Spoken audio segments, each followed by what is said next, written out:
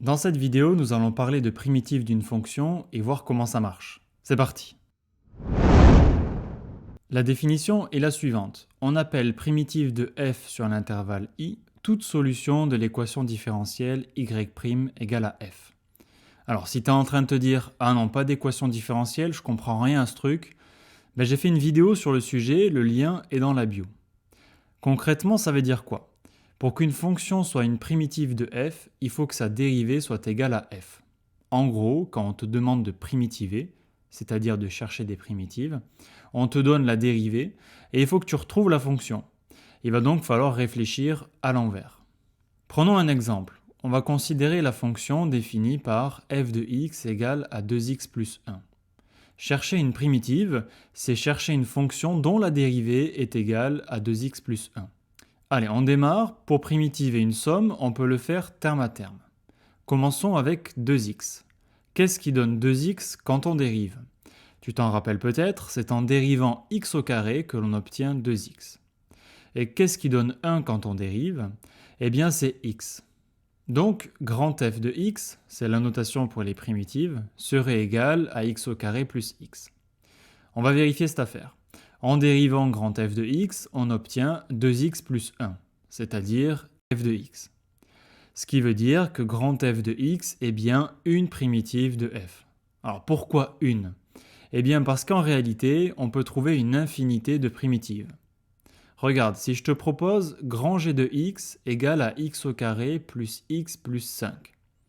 Si on dérive, on obtient 2x plus 1 plus 0, c'est-à-dire 2x plus 1, donc f de x.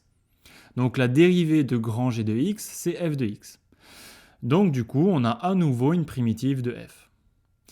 Et si je te propose grand h de x égale à x au carré plus x moins 17. En dérivant, on a 2x plus 1 plus 0, donc encore 2x plus 1.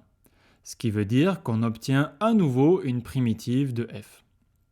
Tu l'auras compris, en ajoutant n'importe quelle constante à l'expression, on va obtenir une nouvelle primitive. Donc si on te pose la question « Déterminer les primitives de la fonction f », tu vas répondre ceci.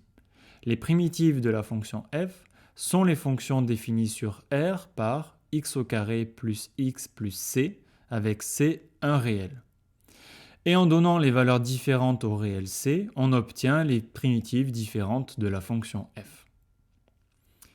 Par contre, si on te pose la question suivante, déterminer la primitive grand f de la fonction f telle que grand f de 3 égale à moins 2, là c'est différent. On te demande de trouver l'unique primitive dont l'image de 3 est égale à moins 2. Alors voilà comment faire. Première information, grand f, c'est une primitive de la fonction f. Donc d'après la question précédente, on sait comment s'écrit son expression. On a grand f de x égale à x au carré plus x plus c. Il faut donc trouver la valeur de c. Et on sait que l'image de 3 est égale à moins 2. Donc en calculant l'image de 3, on a 3 au carré plus 3 plus c, donc 12 plus c.